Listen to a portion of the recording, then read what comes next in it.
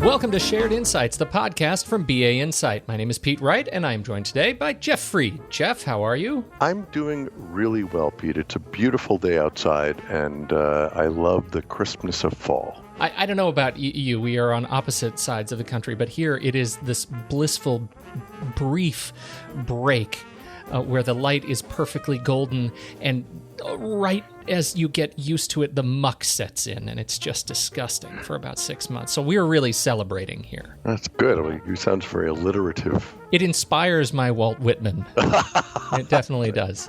Very nice. Over the past few episodes, we've been discussing search in the life sciences, particularly the challenges faced by pharmaceutical organizations as they adapt through regulation and mergers and acquisitions and heavy research and development, clinical trials, all the forces that these elements put on data requirements in these organizations as a result. This week, we're back. We're going to talk about more cases in which life sciences companies explored search investment and the impact on their work. Where would you like to start today? I'd like to start with a case that started with overall employee productivity. You know, we talked previously about specific applications in life sciences and in pharmaceuticals across the value chain, R&D, clinical trial management, manufacturing, sales, and service. Those are, I'll say, vertically specific. But we also have a number of customers that have started with the generic productivity argument. One in particular has recently gone back and looked at the effect of their new search. You know, it's not that common that we have real hard measurements of adoption and effectiveness of a program like this. And that's what's got me excited. Well, in particular, the leading question that I have here, given the thread that we've been pulling at over the last 2 weeks, is how does a general approach to productivity lead to specific insights around the science and the research and development and the marketing sales, specifically in life sciences? So I hope we'll land there at some point too. Yes, I have another case to talk through that is exactly focused on sort of scientific search first. When you have a lot of potential applications, I usually try to help guide our customers through a sort of scatter chart view of which applications do you pick first? Do you do things that are very specific? Do you do things that are general? And often that's situational. It depends upon what groups have an immediate need. In the case I'm about to talk about, they started with a refresh of what I call general enterprise search on their intranet, but as a specific search center that included verticals for news, support, people, online communities, intranet websites, collaborative sites, webcasts, and all of their general product inventory tools. Starting with the general purpose search touches the most people. It's often the hardest project to pull off because you have so many stakeholders, and it's the hardest to make into a really excellent search experience because you have so many different information goals. But these guys did a careful look at a search upgrade from a previous generation that had been just a ton of unhappy users, and started with a strategy, which is always a good thing to do, right? And so that define a future state. Here's what we want things to look like. They spent really about 6 months doing investigation, what's analysis, to have a business case, and a chartered cross-functional team. If you have something that is a general enterprise search project like this, there's so many different stakeholders that you definitely want people, in this case, from R&D, as well as manufacturing, as well as sales, as well as compliance, as well as HR and corporate communications. It's an interesting question that comes up, though, just as you're talking here. When you're trying to accomplish something that's so general and you bring in so many different people, aren't there, at what point do the divergence of interests and desired results get in the way of implementation at all? Did they see any of this? Yes. This is sort of a classic pattern. It was very little disagreement about the kind of features and capabilities that they needed in their overall solution. You need things that give you deep insight in terms of the metadata associated with contents, because the folks that are doing deeper research do that based off of metadata. You needed to have refinement that was fairly deep and allowed for the hierarchical metadata they had, what they call info panels that provide sort of an intention-based view. Here's what people are trying to do in an initiative, as well as things like access to webcasts and on-screen help. So those are examples of things that everybody could agree on. The things that are often hard to agree on are what I'd call battle for real estate, that the corporate communication folks want to be sure that company news is front and center.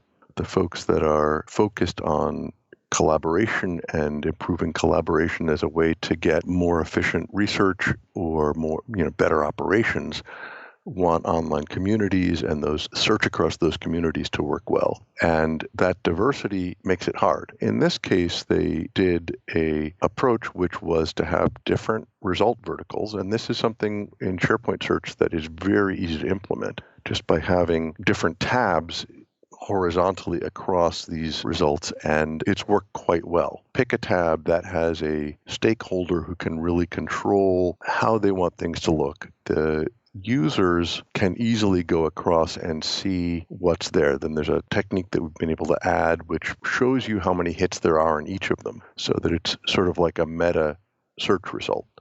Rather than taking somebody to I'll call it an everything tab, where you get all of the contents of all types together in one big set, you can start with the focus, or the scope is another word for it, the scope that matches your role and what you're trying to do. But you can also see that, sort of a sense of how many results there are in all of the tabs at the same time. I really like that technique for this kind of broad brush project. Right. It sounds like you're starting to meet a broader set of needs with a limited sort of set of tools. Yeah, it still gives you one place to go, so that everyone goes to the search center, which they branded as My Search, but it doesn't make it so generic that you can't do a good job with relevance. And in each of those tabs, of course, there's refinement, sort of the workspace elements that comes from BA Insights products. Visual Refiners on the drill down side, and our smart previews have a workspace within it.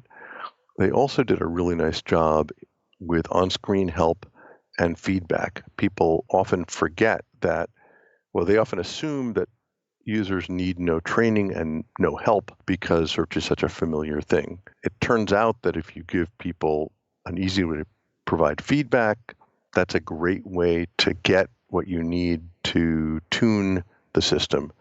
And if you provide some level of on-screen help, it gets people unstuck. Often people don't use refiners because they don't truly understand them, no matter how much we may say that everyone knows how to use Amazon.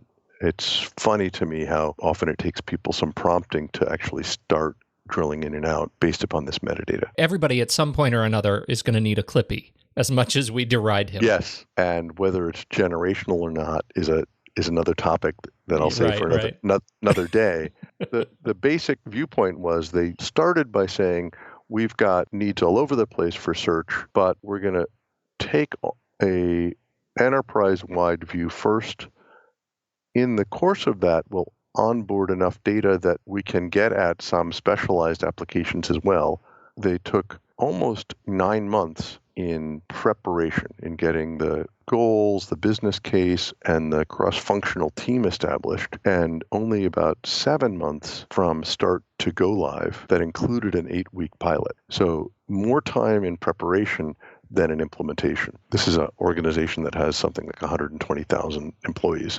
So at that scale, that's particularly important. I feel like the tone of your voice is underselling that accomplishment. It feels like all the examples we've talked about in recent weeks have been an order of magnitude longer than that. That seems fairly stunning. It is. I think that the preparation paid off. Yeah. Spending time, getting a strategy, a goals, and a team together made it so that they could both implement quickly and I think even more importantly, roll out and do the change management to adapt a new system quickly. Do you have any statistics relevant to not just speed of rollout, but rate of adoption by end users in such a large organization? How well did it go over? This has gone over quite well, certainly with some adaptation in the midst of things, but they tracked ratings from users, started with a benchmark of their previous generation of search, which was, I think, really important because on the previous generation, they had 9% of users rating things as very poor, 20% as poor, 52% as average. And there were 0% that rated the new system as very poor and only 1% that rated as poor, whereas 32% said it was very good and 52% said it was good. As a result, they had greater adoption. They had 200,000 additional. They essentially went from 1.8 million searches a year to 2 million searches a year. And from under 50% of people finding something to a find rate of finding what you were looking for of 70% and growing. It seems like we could be okay with just that, right? This seems like a significant accomplishment and something to celebrate. But in this particular domain, we're talking about success and in search in the life sciences. What does this success allow them to do next? This is I'll say a pure productivity play first and foremost. They estimate they saved roughly 25,000 hours of people's time per year. Yeah, that's significant enough. That's a good concrete number. That's something like 12.8 FTE years per year. So in a big organization, that's not a ginormous number. We talked about the reducing duplication of research effort in the last case study, but it's plenty of well-documented savings that certainly provided great ROI in this project without having looked at whether people were more effective in the time that they spent. Right? This certainly also has helped people in better collaboration as well as the net output. But the easiest thing to measure and track were find rates, adoption of how often people were using search, for example, multiple times a day. That doubled from 16% to 32%. If search works, people use it more. That does, in fact, apply across the organization. I mean, if you have scientists and administrators all using the same tool and they are able to find what they need, well, that's a significant win. Right. So, and I call this a virtuous cycle that it sort of reinforces itself. There are two other things that this rollout project, I think, did right. We've already talked about having stakeholders, having their plans together, and how that helped roll out, because then you have people who are, if you will, mavens in each part of the organization who can communicate in the lingo of that department why this matters, why you should use it, why you should, if there's early problems, try again, that kind of thing. So that was definitely something done right. A second thing, which is very rewarding to me because I preach it a lot and seeing it in action is very satisfying, is just improving content stewardship along with looking at the technology and the platform and the rollout. The number one thing you can do to improve relevancy in search is to attend to your content. The use of analytics to see what people are looking for is a really good tool. In BA Insight's portfolio, that's our smart analytics tool. When you see that people are looking for something, these guys actually go out and they make the content that people are looking for. They make sure it's there. They also have people who are recognized for content stewardship, making sure that what they have is good quality, that they get rid of old garbage when there's a new version out, et cetera, et cetera. So that's the second thing that was done really well and contributed to the success. The third thing was pure performance, by which I mean latency. This is a global company, and they had been working with a previous search system that had a 21-second response time. 21 seconds. 21 seconds. It's a long time. Yeah. I've seen that many, many times. That's bad. It's just, sadly, it's not unheard of. And you may not realize how long that is if you're in IT and you're measuring at the servers themselves. If instead you look at what the response time is from different places in the globe, you'll often get a different picture. Time is spent in rendering the UI, time is spent going across the wire. And even in the current system, they have, for example, they're averaging 2.6 seconds from the US, but 7.7 seconds from China. So there's a big diversity when you look at it from the user's standpoint in that response time. The actual search system is sub-second. The user experience and measuring things from the user experience and looking at it from different places in the globe was really valuable. And by focusing on reducing that time, they had some really big wins. The quicker search is, the more people will use it and the more patience they have for drilling in, drilling out, that kind of stuff. The less excuses the IT folks need to make too. One of my experiences is in working on this sort of a project is the IT folks, when asked, why is it so slow from my desktop at this remote office, there's sort of an apologist nature. It says, well, you have to understand what's going on in the background. Well, you improve this performance, you don't have to be an apologist for the system anymore. Exactly, and they were able to save in their keyword tuning by about a factor of 10. I mean, in every search system, there is what I call the organic element of gardening, which is a combination of content stewardship, which they, as I mentioned, increased, as well as keyword tuning when somebody asks for Neosporin, for example, or what do you put in as synonyms? How do you tune the linguistics on that? And they're able to reduce that significantly. When you talk about, you mentioned content stewardship. You say this is a company that is, over 100,000 employees.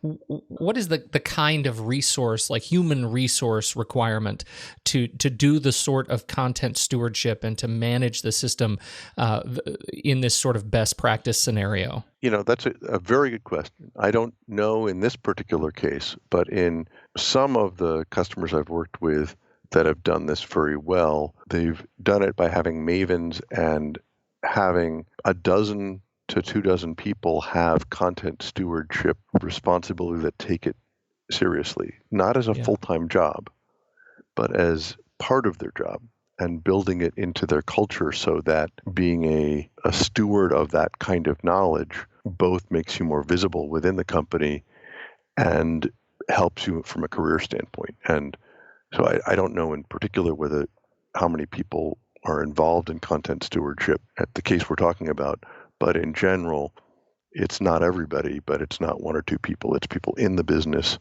that maybe a dozen or 24. Still at the given the percentage of folks with that both accountability and authority to act within the data as a portion of the entire sort of employee base, that seems really doable. It definitely is doable, and I've seen that work time and time again. It is just a mindset because doesn't fit as well the project mindset that IT has or the IT control mindset that IT has. This is something that happens forever. You're never done. You're just always maintaining it, and the actual content stewardship is not very technical. It's more a matter of somebody having an instinct for what people are looking for and knowing they're part of the business enough to watch out for things like obsolete content or new topics that need content or some level of curation. The way I'd summarize this is an organization that took on probably the hardest problem, the enterprise-wide search, and did it in a very smart fashion with very good results. The way they approached it was pretty holistic and took their time setting up the business case and the team, and that paid off in their rollout. And by looking at beyond just the technical elements of search, they were able to do better content curation and really reduce their overall maintenance effort because they didn't have to be tuning keywords all the time. The measurements, a year later are really, really effective. So for those folks, whether you're in health sciences or not, that are looking at this kind of approach, there's a lot of good lessons from it of how you set it up and also how you measure it. That whole lesson around the patients that may at first feel not agile enough, it ends up paying off in spades in implementation. That is a huge lesson for me, this conversation. Thanks for that, Jeff. Next week, we continue our story of search in the life sciences industry with a case of an R&D organization using scientific search to improve their results. Until then, thank you all so much for downloading and listening to this episode. Don't forget, you can subscribe to this show for free wherever finer podcasts are served or right at home on bainsight.com. On behalf of Jeff Fried, I'm Pete Wright, and we'll catch you next time right here on Shared Insights, the podcast from BA Insight.